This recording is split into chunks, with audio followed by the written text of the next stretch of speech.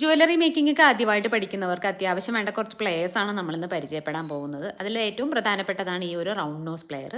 നമുക്ക് ഈ ഒരു പ്ലെയറിൻ്റെ എഡ്ജ് ഭാഗം നോക്കുമ്പോഴത്തേക്ക് ഇവിടെ ഇങ്ങനെ റൗണ്ട് ഷേപ്പിൽ വരുന്നതാണ് റൗണ്ട് നോസ് പ്ലെയർ.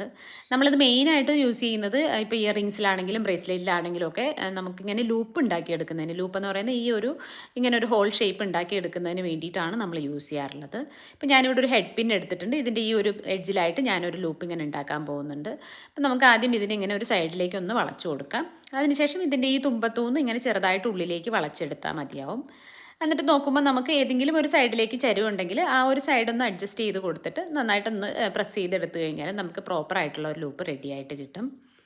പിന്നെ ഇങ്ങനെ ഉണ്ടാക്കുന്ന ലൂപ്പൊക്കെ നമുക്ക് ഓപ്പൺ ചെയ്യാനും ഒക്കെ നമുക്ക് ഈ ഒരു പ്ലെയർ യൂസ് ചെയ്യാവുന്നതാണ്. അടുത്ത് വരുന്നത് ചെയിൻ നോസ് പ്ലെയർ ആണ്. അതിൻ്റെ ഉൾഭാഗം നല്ല ഫ്ലാറ്റ് ഏരിയ ആയിരിക്കും. ഇപ്പം ഈ ഒരു ലൂപ്പിൽ എന്തെങ്കിലും അളവൊക്കെ ഉണ്ടെങ്കിൽ നമുക്ക് ഇങ്ങനെ ഒന്ന് പ്രസ് ചെയ്ത് കൊടുത്തു കഴിഞ്ഞാൽ അത് കറക്റ്റായിട്ട് എടുക്കാം. അതുപോലെ ഈ ലൂപ്പ് എനിക്കൊന്ന് ഓപ്പൺ ആക്കണമെങ്കിലും ഇതുപോലെ ഈ ഒരു നോസ് പ്ലെയർ ഉപയോഗിച്ചിട്ട് നമുക്കിങ്ങനെ ഒന്ന് ഓപ്പൺ ആക്കാം.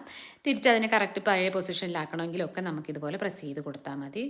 ഈ ഒരു പ്ലെയർ നമുക്ക് പല ആവശ്യങ്ങൾക്കും യൂസ് ചെയ്യാറുണ്ട്. നമ്മളിപ്പോൾ 2 ലൂപ്പ് ഇതുപോലെ കണക്ട് ചെയ്യുന്നതിനൊക്കെ സപ്പോർട്ട് ചെയ്യാൻ വേണ്ടിയിട്ട് ഇതുപോലുള്ള 2 പ്ലെയർ യൂസ് ചെയ്തിട്ടാണ് നമ്മളിങ്ങനെ പിടിക്കാറുള്ളത്. കൈകൊണ്ട് മാത്രം പിടിക്കുമ്പോൾ ചെറിയ ലൂപ്പൊക്കെ ആയതുകൊണ്ട് നമ്മുടെ കയ്യിൽ നിന്ന് ഇങ്ങനെ തെന്നി പോവാറുണ്ട്. ഇനി വരുന്നത് കട്ടറാണ്. ഈ കാണുന്ന രണ്ടും കട്ടർ തന്നെയാണ്. പക്ഷേ ഇത് നമുക്ക് കുറച്ചുകൂടി തിക്കായിട്ടുള്ള വയറൊക്കെ കട്ട് ചെയ്യുന്നതിന് വേണ്ടിയിട്ട് യൂസ് ചെയ്യുന്നതാണ്. ഇപ്പം ഞാൻ ഈ എടുത്തിരിക്കുന്ന ഹെഡ് പിന്നിൻ്റെ ഒരു ഭാഗം എനിക്കൊന്ന് കട്ട് ചെയ്യണമെങ്കിൽ നമുക്കിങ്ങനെ ഒന്ന് കട്ട് ചെയ്ത് മുറിച്ചെടുക്കാം. ഇനി അടുത്ത് കാണിക്കാൻ പോകുന്നത് ഒരു കട്ടർ തന്നെയാണ്. അത് കുറച്ചുകൂടി തിന്നായിട്ടുള്ള കമ്പികളൊക്കെ മുറിക്കുന്നതിന് വേണ്ടിയിട്ടാണ് നമ്മൾ മെയിനായിട്ട് യൂസ് ചെയ്യുക. പിന്നെ നമുക്കിപ്പം ത്രെഡൊക്കെ കട്ട് ചെയ്യാനൊക്കെ നമുക്ക് കട്ടറായിട്ട് യൂസ് ചെയ്യാം.